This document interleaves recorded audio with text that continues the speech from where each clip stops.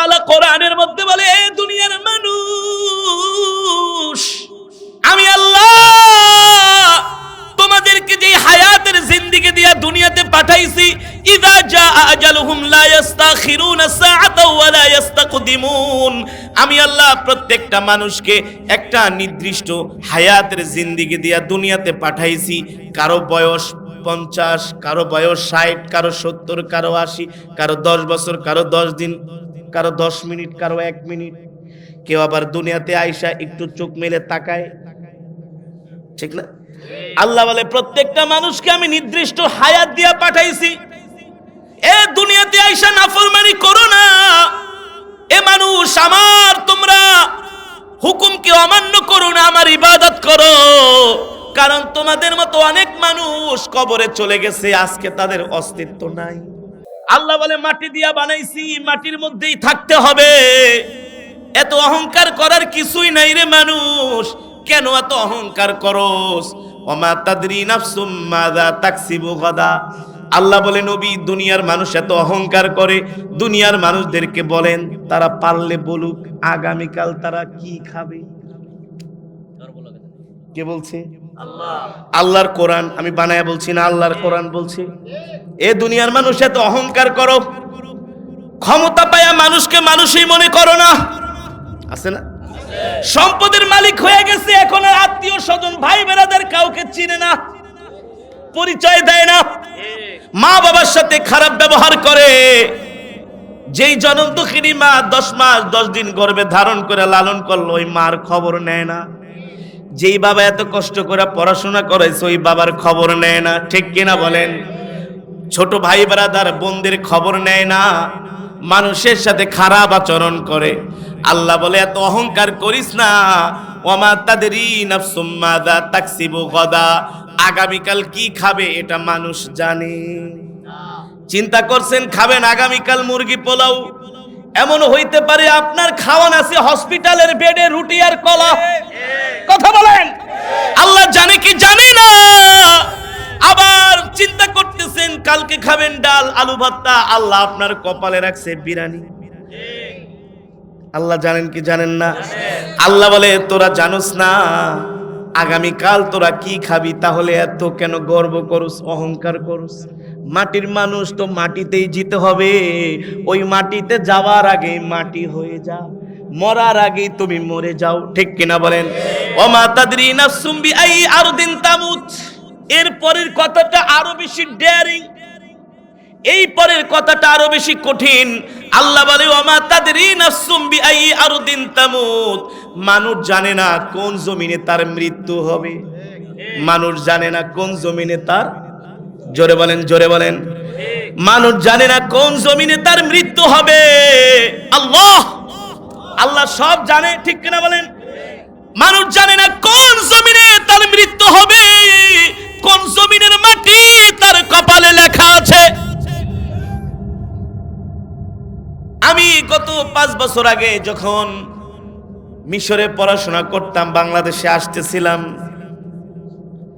Dubai এয়ারপোর্টে আসছি, Cairo থেকে দুবাই এয়ারপোর্টে, সেখান থেকে আরেক বিমানে বাংলাদেশে আসব। দেখি ইমিগ্রেশনের সামনে 2 জন যুবক কান্না করতেছে ইমিগ্রেশনের সামনে। আমি দৌড়ায় গেলাম, 2 জন যুবক এমন করে বিলাপ করতেছে, খুব কষ্ট লাগলো। যে 2 জন যুবককে ডাক দিলাম, ভাই তোমরা কান্না করো কেন?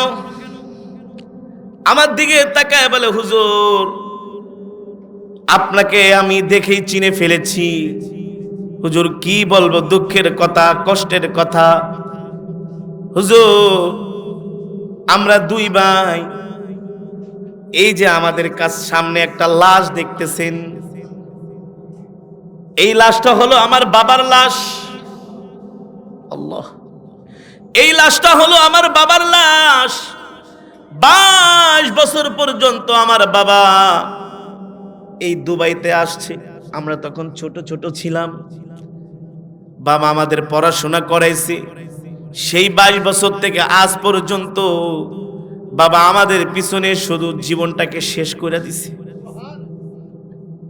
বাবার অর্থবিত্ত যা সব আমাদের পিছনে ব্যয় করছে। আজকে আমার বাবার বাংলাদেশে যাওয়ার লাস্ট দিন ছিল।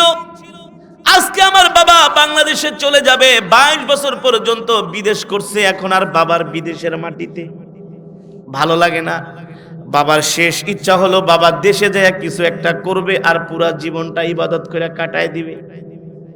হুজুর 3 দিন পর্যন্ত বাবা আমাদেরকে নিয়ে মার্কেট করছে, আত্মীয় স্বজন পরিবার পরিজনের জন্য যা যা কেনা সব কিনছে। বাবা আমাদেরকে নিয়ে ব্যাগগুলো গুছিয়েছে। দুপুর 2টা বাজে বাবার ফ্লাইট। কয়টায়? আমরা সকালে 8টার দিকে উঠে এয়ারপোর্টে চলে আসব, সবকিছু রেডি। বাবা বলছে সকালবেলা আমাকে ডাক দিয়ে দিও, আমরা 2 ভাই বাবাকে এয়ারপোর্টে এসে আগায় দিব। কিন্তু সকাল 6টা বেজে যায়, বাবা ঘুম থেকে ওঠে না। বাবারে যা ডাক দিয়ে আব্বা উঠেন, বাংলাদেশে যাবেন। বাবা কোনো কথা বলে না। পাশের রুমমেট ডাক দিলাম, ভাই দেখেন আমার বাবা কেন কথা বলে না। বাহির থেকে ডাক্তার আনানো হলো। ডাক্তার তার পালস হার্ট মেপে ডাক্তার বললেন উনি তো আরো 1 ঘন্টা আগে ঘুমের মধ্যে মারা গেছে, 1 ঘন্টা আগে দুনিয়া থেকে। ওই সন্তান 2টা কান্না করে বলে, হুজুর বাবা পুরা জীবনটাই আমাদের জন্য শেষ করে দিচ্ছে। হুজুর আজকে বাবার দুনিয়াতে বাংলাদেশে যাওয়ার ডেট ছিল। আমি 2 যুবককে বুকের ভিতরে নিয়ে বললাম, ভাই রে তোমার বাবারও ইচ্ছা ছিল বাংলাদেশে যাওয়া, তোমাদেরও ইচ্ছা ছিল তোমার বাবাকে বাংলাদেশে পাঠাবা। ওমা তাদরি নাফসুম বিআই আরদিন তামুত। কিন্তু আমার রব বলতেছেন, এ দুনিয়ার মানুষ, কোন জমিনে তোমার মৃত্যু হবে তুমি জানো না একমাত্র আল্লাহ ছাড়া। কোন জমিনে তুমি মরবা, কোন জমিনের মাটি তোমার জন্য আছে, কোন জমিনে তোমার দাফন হবে এটা তুমি জানো না। জানেন কে? আরো জোরে বলেন, জানেন কে? গত 1 মাস আগে নেপালের একটা বিমান বিধ্বস্ত হয়েছে। কাঠমান্ডু থেকে পোখারা যাচ্ছিলেন 70 জন যাত্রী নিয়ে। বিমানটা মাত্র 10 সেকেন্ড পরেই ল্যান্ড করার কথা ছিল। বিমানের যত যাত্রী ছিল সবাই ফোন করে SMS করে বাড়িতে বলতেছে আমরা আসতেছি, এয়ারপোর্টে আইসা তোমরা আমাদেরকে রিসিভ করো। কিন্তু ওই বিমানটা ল্যান্ড করার 10 সেকেন্ড আগে বিমান আকাশে ক্রাশ হইয়া বিমানটা বিধ্বস্ত হইয়া সব মানুষগুলো মারা গেছে। কিন্তু তারা তো মনে করতো তাদের মৃত্যু হবে জমিনে। আল্লাহ বলে না না না, ওমা তাদরি বিআই আরদিন তামুত। তোমাদের মৃত্যু জমিনে না, তোমাদের মৃত্যু হবে আসমানে। এটা তোমরা জানো না। জানেন কি? আরো জোরে বলেন, জানেন কে? এই কারণে আল্লাহ রাব্বুল আলামিন বলে, দুনিয়ার মানুষ আমি আল্লাহ তোদেরকে দুনিয়াতে পাঠাইছি আমার ইবাদত করার জন্য, আমার গোলামি করার জন্য। অহংকার করিস না, গর্ব করিস না রে বান্দা। আমার হুকুম মান, আমার ইবাদত কর। যদি আমার হুকুম না মানুষ রে বান্দা, আমি আল্লাহ মালাকুল মউতকে তোদের কাছে পাঠাবো। এই মালাকুল মউতের হাত থেকে তোরা কেউ বাঁচতে পারবি না। ঠিক কিনা বলেন? এ বান্দা যদি আমার সাথে নাফরমানি করস, আমি আল্লাহ কবরের মধ্যে আইনা তোদেরকে এমন ভাবে শাস্তি দিব, এমন ভাবে আযাব দিব, পৃথিবীর কোন রাজা বাদশা আত্মীয় স্বজন তোদেরকে কেউ সাহায্য করতে পারবে না। জোরে বলেন, পারবে? কেউ পারবে না। এই কারণে আল্লাহ রাব্বুল আলামিন বলে, এ দুনিয়ার মানুষ, একমাত্র আমি আল্লাহ তোদেরকে সৃষ্টি করেছি আমার ইবাদত করার জন্য। ইয়া আইয়ুহাল ইনসানু মা গররাকা বিরাব্বিকাল কারীম আল্লাযী খালাকাকা ফাসাওয়াকা ফাআদালাক ফি আইয়ি সূরাতিন মা শাআ রাক্কাবাক। আল্লাহ তাআলা এখানে বলতেছেন ইয়া আইয়ুহাল ইনসান। ইনসান মানে কি? নাকি জিন? আল্লাহ এখানে মানুষের কথা বলেছেন। মা গররাকা বিরাব্বিকাল কারীম, আল্লাহ বলতেছেন পৃথিবীর এমন কোন শক্তি আছে রে মানুষ, যেই শক্তি আমার কাছ থেকে তোদেরকে দূরে সরায় রাখে। আল্লাযী খালাকাকা ফাসাওয়াকা ফাআদালাক, অথচ আমি আল্লাহ তোদেরকে সৃষ্টি করেছি ফি আইয়ি সূরাতিন মা শাআ রাক্কাবাক, আমি আল্লাহ যেমন করে চেয়েছি তেমন করে তোদেরকে বানিয়েছি। লাকাদ খালাকনাল ইনসানা ফি আহসানি তাকওয়িম। আল্লাহ তাআলা বলে মানুষ আমি আল্লাহ তোদেরকে অনেক সুন্দর করে বানাইছি।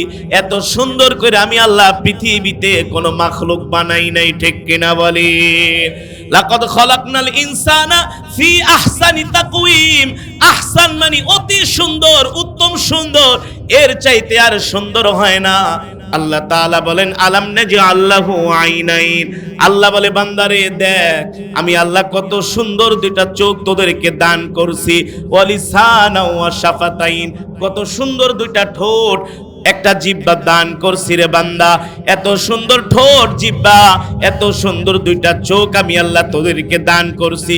কথা বলার জন্য আমি আল্লাহ এত সুন্দর একটা জবান দিয়েছি রে বান্দা।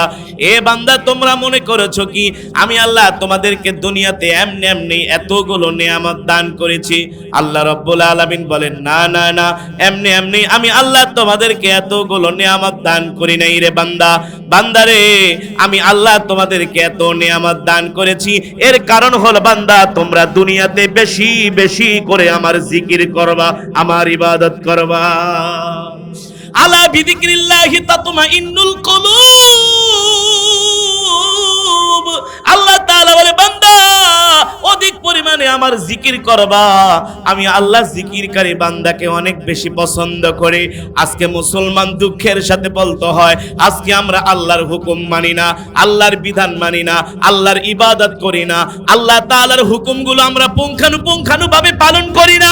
আজকে আমরা মন চাহে জিন্দেগি করি, যেমন মন চায় তেমন করে জীবনটাকে কাটাই। আল্লাহ বলে না না না, যেমন মন চায় তেমন করে জীবনটাকে কাটানো যাবে না। এই জীবনটা তোমার না, এই জীবনটা হলো আল্লাহর দেওয়া। কার দেওয়া? জোরে বলেন কার দেওয়া? আল্লাহ বলে যেমনি ইচ্ছা তেমনি তুমি তোমার জিন্দেগিটাকে কাটাইতে পারো না, কারণ এই জীবনের মালিক, হায়াতের মালিক তুমি না, এই হায়াতের মালিক আল্লাহ বলে আমি হায়াতের মালিক, আমি তোকে চোখ দিছি, আমি তোকে কথা বলার জবান দিছি। নাকি আমাদের খাওয়ায় কে? পালে কে? আল্লাহ অক্সিজেন বন্ধ করে দিলে 30 সেকেন্ডের মধ্যে সব মানুষ মারা যাবে। 30 সেকেন্ড যদি অক্সিজেন বন্ধ করে দেয়। ভুলে গেছো মানুষ? করোনার সময় এক সিলিন্ডার অক্সিজেন কিনছো 1.5-2-3 হাজার টাকা দিয়া, মাত্র 8 ঘন্টার জন্য। কয় ঘন্টা? 8 ঘন্টার পরে আবার তোমাদেরকে নতুন অক্সিজেনের সিলিন্ডার দেওয়া হয়েছে। তাহলে তুমি তোমার 70 বছর জীবনে কত কোটি টাকার অক্সিজেন গ্রহণ করছো? আল্লাহর কাছে হিসাব দেওয়া যাবে? হ্যাঁ? আল্লাহ তাআলা বলে বান্দারে আলাম নাজআল লাহু আইনাইন, কত সুন্দর দুইটা চোখ দিছি। এই চোখের আলো যদি আমি আল্লাহ বন্ধ করে দিই, পৃথিবীর কোন ডাক্তার তোদের চোখের আলো ফিরিয়ে দিতে পারবে না। জোরে বলেন পারবে? সম্ভব। কথা বলার জন্য কত সুন্দর একটা জবান। কত মানুষ আছে কথা বলতে পারে না, বোবা আছে না? আছে না? বাকরুদ্ধ, কথা বলতে পারে না। আপনি আমি কত সুন্দর কথা বলছি, যে বোবা বাকরুদ্ধ তার কাছে মানুষ মেয়েও বিয়ে দিতে চায় না। যার দুটা চোখ নাই তার কাছে মানুষ মেয়েও বিয়ে দিতে চায় না, ঠিক কিনা বলেন? আল্লাহ বলে তাকা, নিজের শরীরের দিকে তাকা। লাকাদ খালাকনাল ইনসানা ফি আহসানি তাকওয়িম, কত সুন্দর করে বানাইছি। কি এমনি এমনি? আল্লাহ বলে এমনি এমনি বানাইছি না, এমনি এমনি বানাই না রে বান্দা। আফাসিবতুম আন্নামা খালাকনাকুম আবাসা ওয়া আন্নাকুম ইলাইনা লা তুরজাউন। আল হিসবান অর্থ ধারণা করা, উপলব্ধি করা। রব বলে বান্দারে এমনি এমনি বানাই নাই, এত সুন্দর করে বানানোর পিছনে আমার আল্লাহর উদ্দেশ্য রয়েছে। এত সুন্দর করে বানানোর পিছনে আমার আল্লাহর কারণ রয়েছে।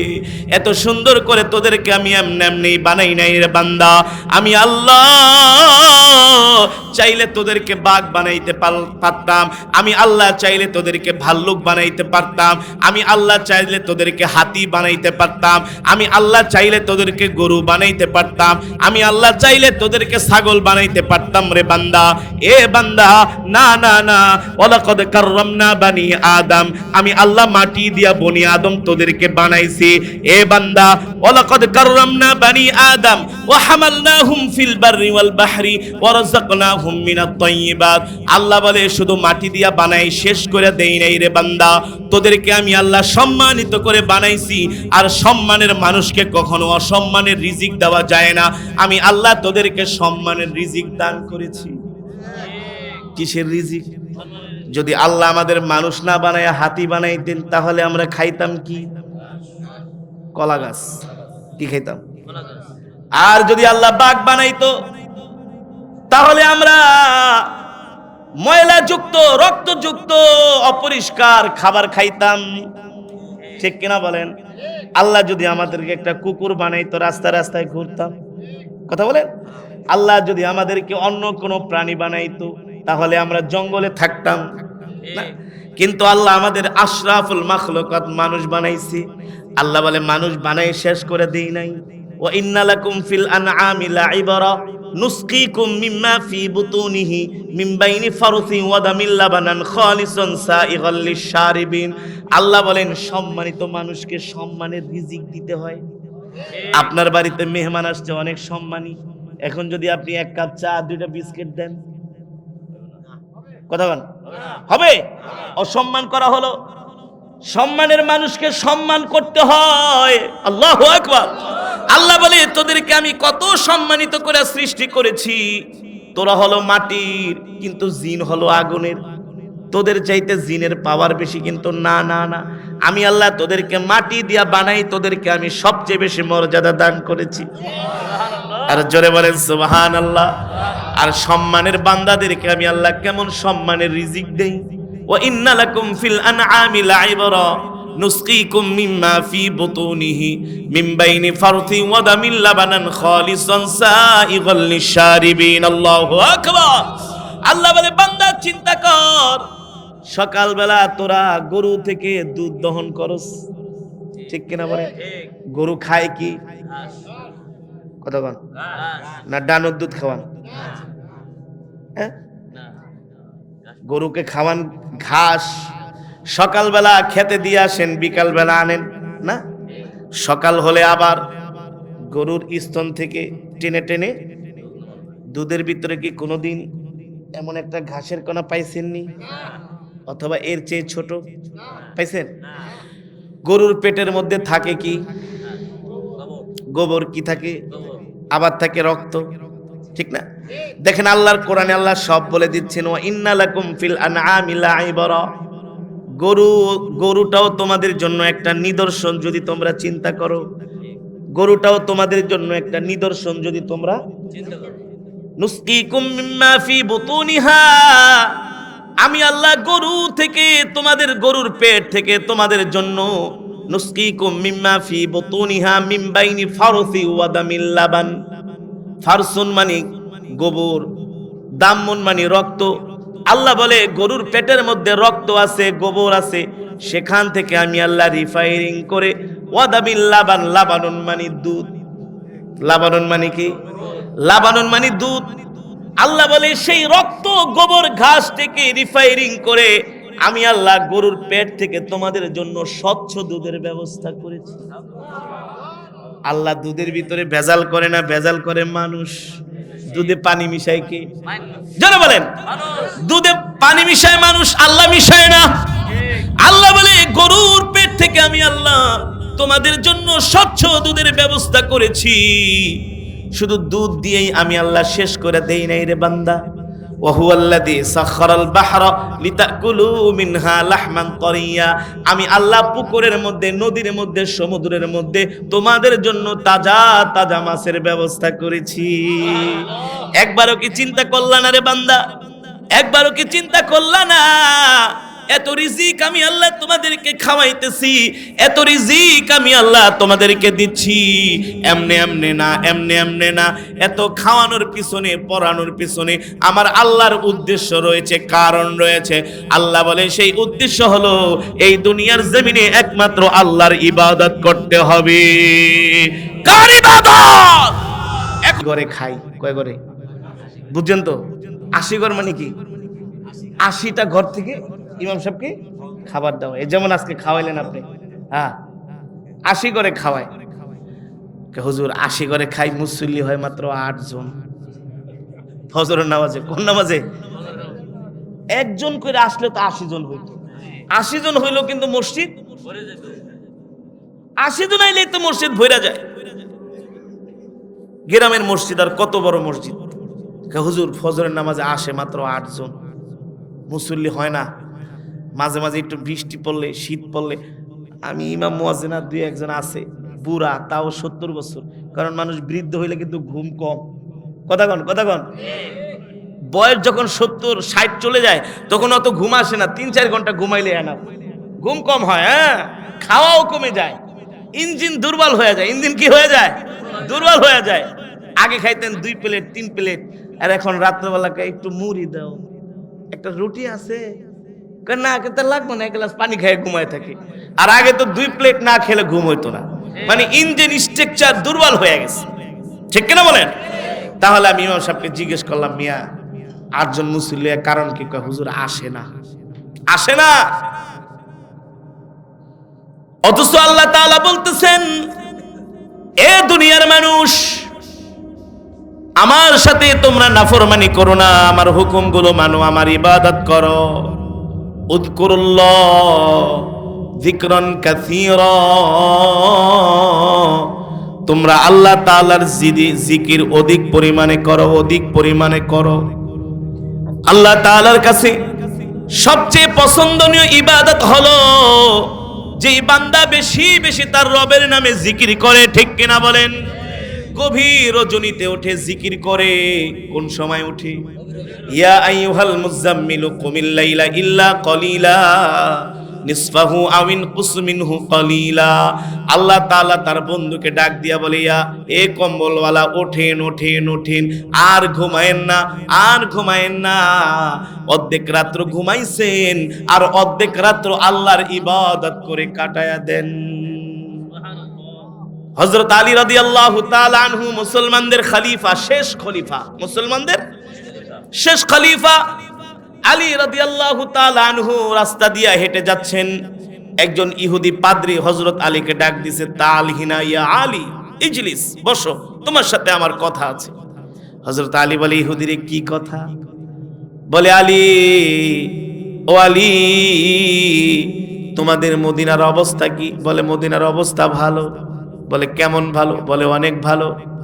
এ আলী, তোমাদের নবী যখন বেঁচে ছিল, ওই মদিনা, তোমাদের নবী বেঁচে থাকা অবস্থায় মদিনার অবস্থা যেমন ছিল এখন এমন আছে নাকি? বলে, না, অনেকটা পাল্টে গেছে।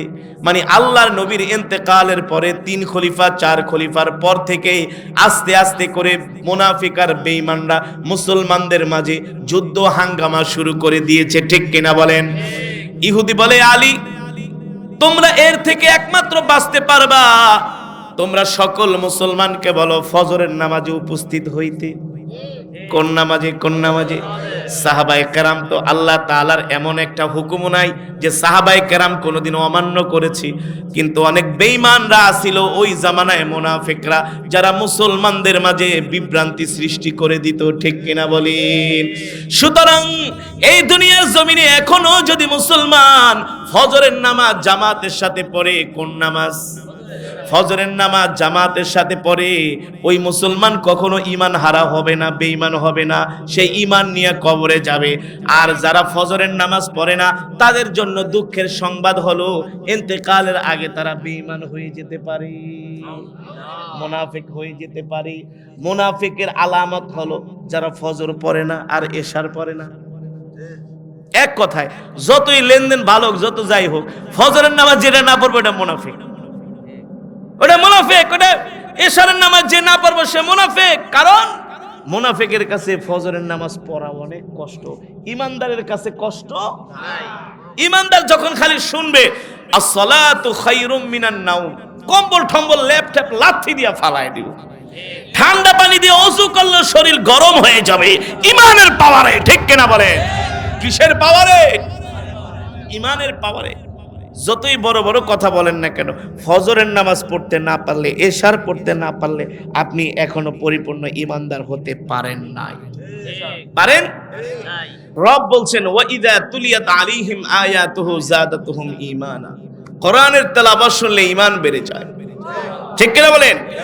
এই কোরআন এমন এক কিতাব, বয়ান করা লাগে না, ওয়াজ করা লাগে না, কোরআনের তেলাওয়াত শুনি কাফিরেরা মুসলমান হয়ে, অগণিত কাফিরেরা মুসলমান হয়ে গিয়েছে, এখনো হচ্ছে, আলহামদুলিল্লাহ বলেন।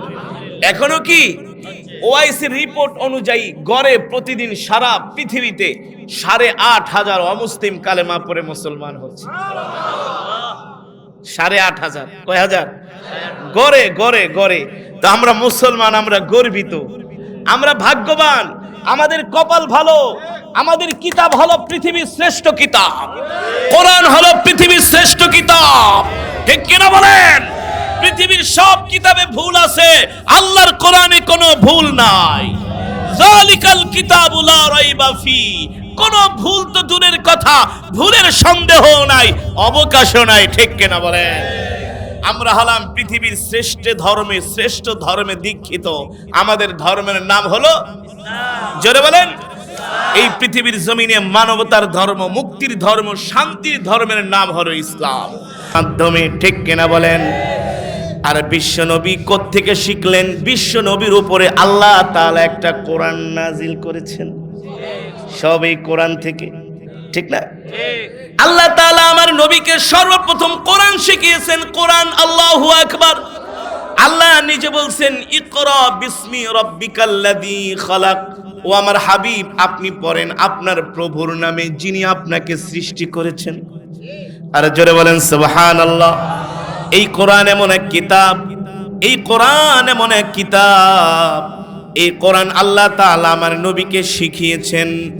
আমার নবীকে শেখানোর পরে আল্লাহ তাআলা নির্দেশ দিয়েছেন, হাবিব আমি হলাম আপনার শিক্ষক। আল্লাহর নবীর শিক্ষক কে? আল্লাহ। জোরে বলেন কে? আল্লাহ। আল্লাহর নবীর শিক্ষক হলো স্বয়ং আল্লাহ তাআলা, আর আমাদের শিক্ষক হলেন বিশ্বনবী রাহমাতুল লিল আলামিন, ঠিক কিনা বলেন? মুসলমান, এই কোরআন আল্লাহ তাআলা নবীর উপরে কেন নাজিল করলেন? এই কোরআন নাজিল হওয়ার কারণ হলো, মুসলমানরা যদি আল্লাহর কোরআন না পেত, আল্লাহ তাআলা যদি নবীর উপরে কোরআন নাজিল না করত, তাহলে আজকে মুসলমানরা মুসলমান থাকতো না। মুসলমানরা ইহুদি খ্রিস্টান বেঈমানদের মতো বেঈমান হয়ে যেত, ঠিক কিনা বলে? তখন আর মানুষের আখলাক চরিত্র থাকতো না, মানুষের আখলাক চরিত্র পশুর মতো হয়ে যেত, ঠিক না? এই পৃথিবীর জমিনে আমাদেরকে আল্লাহ তাআলার হুকুম বিধান মেনে চলতে হবে। এই কথা আল্লাহ তাআলা আমাদেরকে কোরআনের মধ্যে বলে দিয়েছেন। আবার আল্লাহ তাআলা এই কথাও বলে দিয়েছেন, এ দুনিয়ার মানুষ, তোমরা মনে করো না, আফা হাসিবতুম আন্নামা খলাকনাকুম আবাসা ওয়া আন্নাকুম ইলাইনা লা তুরজাউন। আল হিসবান অর্থ ধারণা করা, উপলব্ধি করা। আল্লাহ তাআলা বলে, এ দুনিয়ার মানুষ, তোমরা কি মনে করেছো আমি আল্লাহ তোমাদেরকে এমনি সৃষ্টি করেছি? তোমরা কি মনে করেছো আমি আল্লাহ তোমাদেরকে এমনি কোরআন দিয়েছি? তোমরা কি মনে করেছো আমি আল্লাহ তোমাদেরকে এমনি নবী দিয়েছি? আল্লাহ বলে, না না না, আমি এমনি তোমাদের জন্য নবী পাঠাই নাই, পয়গম্বর পাঠাই নাই, এমনি আমি আল্লাহ তোমাদেরকে কোরআন দেই নাই, এমনি আমি আল্লাহ তোমাদেরকে দুনিয়াতে পাঠাই নাই। এই সব কিছুর পিছনে আমার আল্লাহর উদ্দেশ্য রয়েছে, আমার আল্লাহর কারণ রয়েছে। আমার আল্লাহর উদ্দেশ্য হলো, এই দুনিয়ার জমিনে আমি আল্লাহ তোমাদেরকে সৃষ্টি করেছি একমাত্র আমার ইবাদত করার জন্য। ইবাদত কার? কার জন্য? ইবাদত আল্লাহর জন্য, ঠিক কিনা বলেন? উত্থিত হতে হবে, ঠিক কিনা বলেন? আল্লাহ আমাকে এই দুনিয়া থেকে উঠায় নিবে, আবার এই উঠানো শেষ না, এই উঠানোই শেষ না। কাইফা তাকফুরুনা বিল্লাহি ওয়া কুনতুম আমওয়াতান ফাআহইয়াকুম সুম্মা ইউমীতুকুম সুম্মা ইউহয়ীকুম সুম্মা ইলাইহি তুরজাউন। আল্লাহ রাব্বুল আলামিন বলেন, নবী দুনিয়ার মানুষদেরকে বলে দেন তারা কিভাবে আল্লাহর সাথে কুফরি করে, অথচ তারা ছিল মৃত। মৃত থেকে আমি আল্লাহ তাদের মায়ের পেটে 10 মাস 10 দিন রেখেছি। 10 মাস 10 দিন রাখার পরে আমি আল্লাহ তাদেরকে আবার দুনিয়াতে পাঠাইছি। তারা দুনিয়াতে আইসা মনে করে তারা আর মরবে না, এই দুনিয়া ছেড়ে তাদের আর যেতে হবে না। আল্লাহ তাআলা বলেন না না না, কুল্লু নাফসিন যায়িকাতুল মাউত, প্রত্যেকটা মানুষকে মরতে হবে না। যেহেতু জীবিত, যেহেতু আল্লাহ দুনিয়াতে পাঠাইছেন, মায়ের গর্ভ থেকে দুনিয়াতে এসেছি, মরতে হবে। মৃত্যু থেকে আমরা কেউ বাঁচতে পারবো না, ঠিক কিনা বলেন? মৃত্যুর ব্যাপারে তারা বেখবর থাকে। আল্লাহ তাআলা ডাক দিয়া বলে, কুল ইন্নাল মাউতাল্লাযী তাফিরুনা মিনহু ফাইন্নাহু মুলাকীকুম সুম্মা তুরাদ্দুনা ইলা আলিমিল গায়বি ওয়াশ শাহাদা ফায়ুনাব্বিউকুম বিমা কুনতুম তা'মালুন। আল্লাহ রাব্বুল আলামিন বলে, দুনিয়ার মানুষ, তোমরা মৃত্যু থেকে যতই পলায়ন করার চেষ্টা করো না কো, মৃত্যু থেকে তোমরা যতই বাঁচার চেষ্টা করো না কো, মৃত্যু থেকে তোমরা বাঁচতে পারবা না। মৃত্যু তোমাদেরকে ধাওয়া করতেছে। এ কারণে বাবারে, ঈমান নিয়ে যদি কবরে যেতে হয়, যদি জান্নাতি হতে হয়, আল্লাহর পেয়ারা বান্দা হতে হয়, এই দুনিয়ার জমিনে আল্লাহর হুকুমগুলো মানতে হবে, আল্লাহ তাআলার ইবাদত করতে হবে। আল্লাহ তাআলা যে ইবাদত করার জন্য আমাদেরকে নির্দেশ দিয়েছেন, ওবুদুল্লাহ, তোমরা আল্লাহর ইবাদত বেশি বেশি করো। আর ইবাদত যে তোমরা করবা, ইবাদতের মধ্যে সবচেয়ে উত্তম ইবাদত হলো 5 ওয়াক্ত নামাজ সঠিক টাইমে আদায় করা, ঠিক কিনা বলেন? আজকে মানুষ ওয়াজও শুনতে আসে, কোরআন তেলাওয়াতও শুনি, বলে হুজুর এমন কোরআন তেলাওয়াত করবেন, এমন ওয়াজ করবেন, একেবারে ওয়াজের চোটে আমাদের সবগুলারে নরম করে ফালাইবেন। যদি জিজ্ঞেস করি, ভাই এশারের নামাজ পড়ছনি? কয় হুজুর আমার লুঙ্গি ঠিক নাই। ফজরের নামাজ পড়ছনি? কয় হুজুর একদিনে উঠতে পারি না, ঠিক কিনা বলেন? এই কারণে বাবারে, আপনাদের হাতে ধরে বলি, পায়ে ধরে বলি, এই পৃথিবীতে আমরা কেউ থাকতে পারবো না। এই পৃথিবী ছেড়ে আমাদের চলে যেতে হবে। আমাদেরকে সকলকে কাফনের কাপড় পরতে হবে, সবাইকে এক কাফনের কাপড় দিয়েই কবরে ঢুকাইয়া দেওয়া হবে, ঠিক কিনা বলেন? ওই কবরের যাত্রী হওয়ার আগে আমরা যদি আগেই করি মসজিদমুখী হয়ে যাই, তাহলে কবরে গেলে আমাদের কোনো ভয় নাই। আর মসজিদের সাথে সম্পর্ক না করতে পারলে ওই কবরে যাইয়াও আমরা শান্তি পাবো না, ঠিক কিনা বলি? এ কারণে আমাদেরকে 5 ওয়াক্ত নামাজ জামাতের সাথে পড়তে হবে, কোরআন তেলাওয়াত করতে হবে, ঠিক কিনা বলেন? 5 ওয়াক্ত নামাজ জামাতের সাথে পড়তে হবে, তাকবীরুল্লাহর সাথে পড়তে হবে, সকাল সন্ধ্যা কোরআন তেলাওয়াত করতে হবে। আমরা যদি এই আমলগুলো বেশি বেশি করে করতে পারি, তাহলে আমাদের কোনো চিন্তা নাই, আমাদের কোনো টেনশন নাই, আমাদের কোনো ভয় নাই। ইন্তেকালের সাথে সাথে আল্লাহ তাআলা আমাদেরকে জান্নাত দিয়ে দিবে। রাজি আছেন তো ইনশাআল্লাহ? 5 ওয়াক্ত নামাজ জামাতের সাথে কে কে পড়বো? হাত উঠান, নারায়ে তাকবীর, নারায়ে তাকবীর। বলেন ইয়া আল্লাহ, আওয়াজ করে বলেন ইয়া আল্লাহ। ওয়াদা করলাম 5 ওয়াক্ত নামাজ জামাতের সাথে আদায় করব ইনশাআল্লাহ। হাত নামান, 5 ওয়াক্ত নামাজ জামাতের সাথে সকাল সন্ধ্যা কোরআন তেলাওয়াত করবেন। বেশি বেশি করে মৃত্যুর কথা স্মরণ করবেন। কিসের কথা? মৃত্যুর কথা স্মরণ করলে আর মারামারি, কাটাকাটি, অহংকার, হিংসা, বিদ্বেষ কিছুই আমাদের মাঝে থাকবে। কারণ মাটির মানুষ, কিসের এত অহংকার? মাটির মানুষ, কিসের মানুষ? আপনিও মাটি, আমিও মাটি, সবাই। ওয়ালাকাদ কাররামনা বানি আদম, সব আল্লাহ বনি আদমকে মাটি দিয়া বানাইছে। মাটির মানুষের আবার অহংকার কিসের? মানুষ, মাটির মানুষের এত গর্ব কিসের? মাটির মানুষ তো মাটি হয়েই দুনিয়াতে থাকবে, ঠিক কিনা বলেন? মাটির মানুষ, মাটিতেই যেতে হবে। ওই মাটি আমাদেরকে প্রতিদিন ডাকে, আইয়ুহান নাস আল কবরুত তুরাব, আমি মা কবর, মাটির ঘর, আমি কবর মাটির ঘর। আইয়ুহান নাস আল কবরু গুরফা, আমি কবর অন্ধকার ঘর, অন্ধকার ঘর। সাবধান সাবধান, আলো না নিয়ে আসিস না, আলো না নিয়ে আসিস না। সাহাবায়ে কেরাম বলেন, ওগো নবীজি, আমাদের কবরে কোন আমল আলো দিবে? বলে কোরআন তেলাওয়াত আর নামাজ।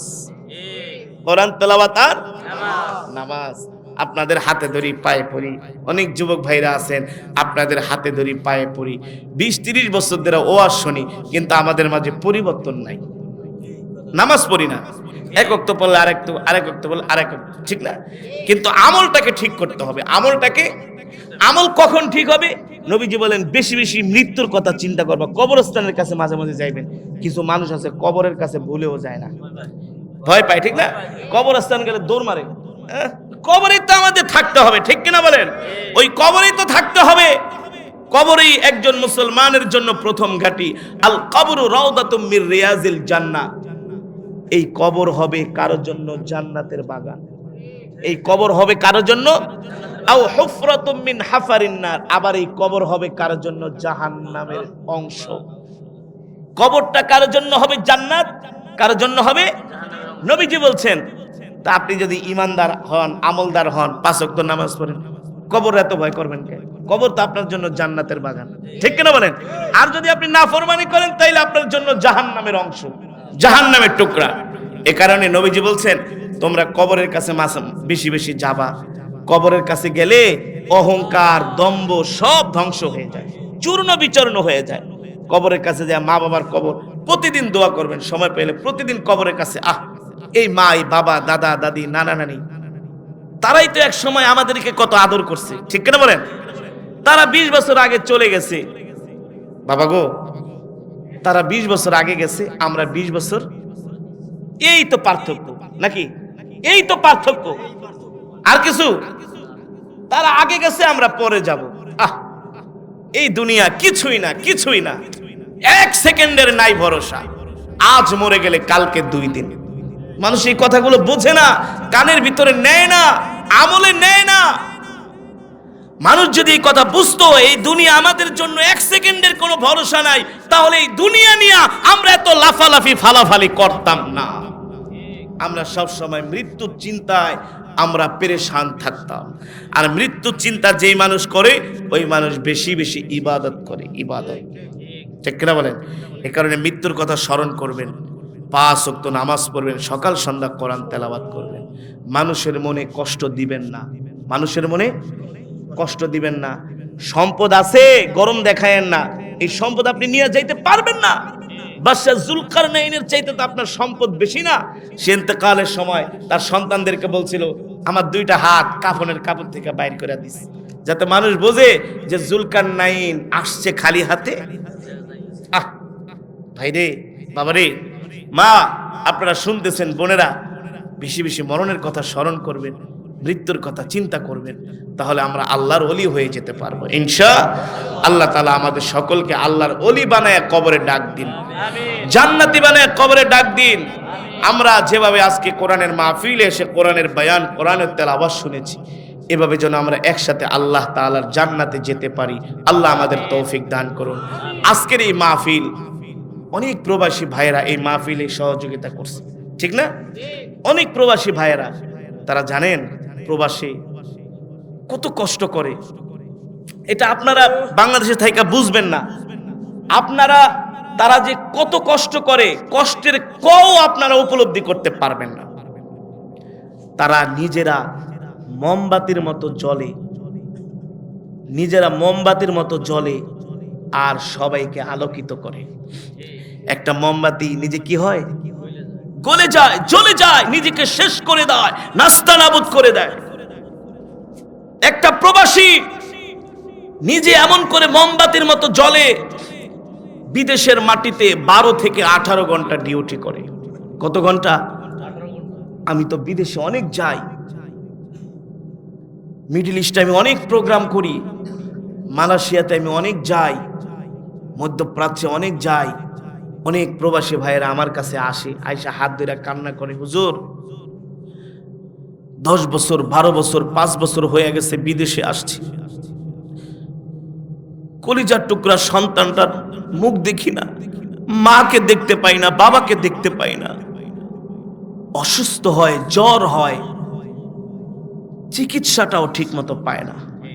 একটা মানুষ যখন অসুস্থ হয়, ওষুধের চাইতে আরো বেশি তাকে সুস্থ করার কার্যকরী উপায় হলো তার খেদমত করা, তাকে যত্ন করা, তাকে ভালোবাসা, কাছে থাকা। বলে হুজুর মাঝে মাঝে অসুস্থ হয়ে যায়, নিজের ওষুধটা নিজেকে খেতে হয়, নিজের কাপড়টা নিজেকে ধুইতে হয়, নিজের রান্নাটা নিজেকে করতে হয়।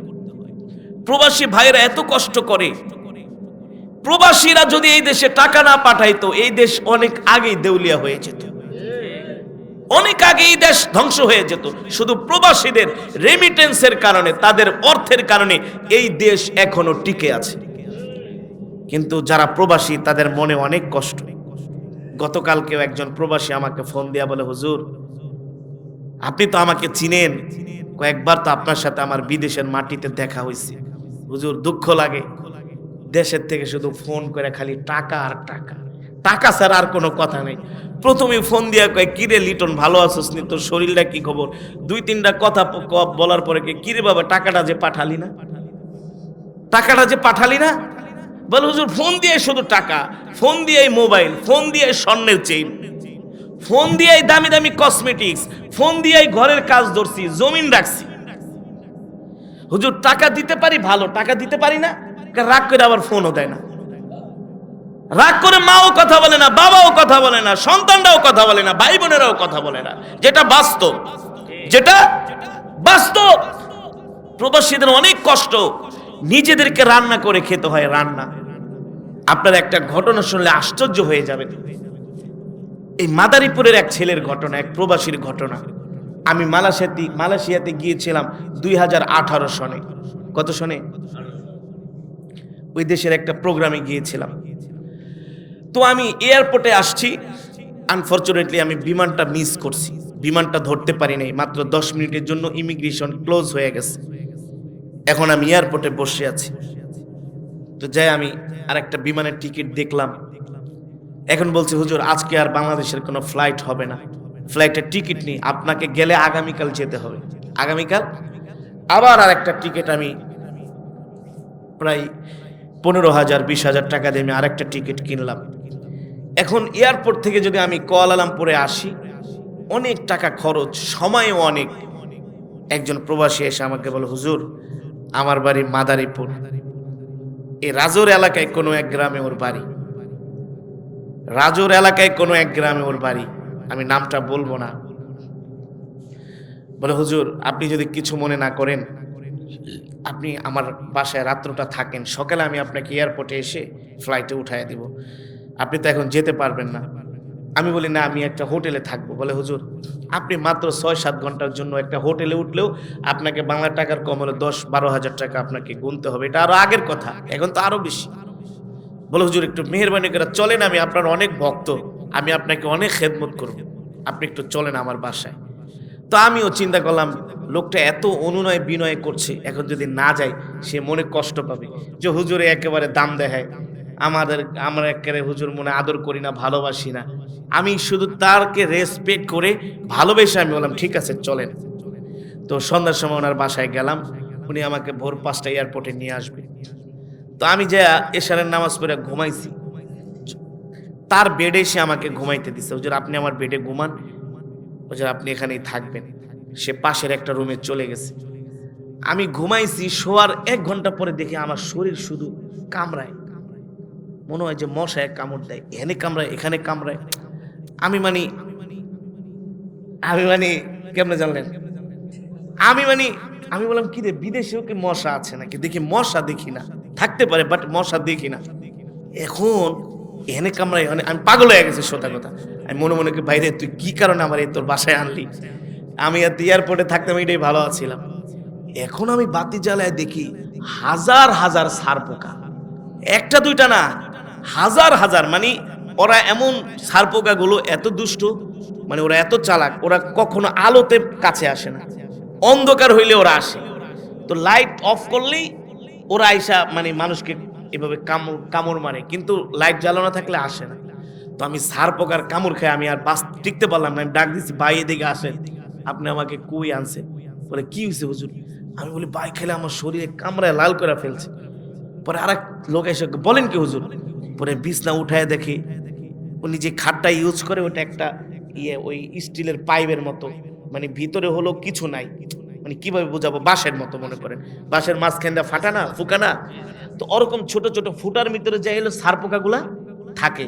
আর রাত্রে এসে মানুষকে কামড়ায় খাটের নিচে, পুরাটা খাটের চতুর্দিক দেয়া। এখন সার পোকা দেখে আমি বলি, ভাই আপনি এই বিছনায় কিভাবে ঘুমান? আপনাদের কি কামড়ায় না? হুজুর বিশ্বাস করবেন, 12 থেকে 18 ঘন্টা ডিউটি করি, 12 থেকে 18 ঘন্টা ডিউটি করি, এত শরীর ক্লান্ত থাকে, যখন আইসা ঘুমাই তখন সার পোকা কামড়ায় না কি মশা কামড়ায় হুজুর কোনো উদ্দেশ্য পাই না, কোনো টের পাই না, এত শরীর অসুস্থ ক্লান্ত থাকে হুজুর। এতদিন যে আমাকে সার পোকা কামড়াইছে হুজুর বিশ্বাস করেন আমি টের পাই না, পাইলে আপনাকে আমি আমার এই বিছনায় ঘুমাইতে দিতাম না,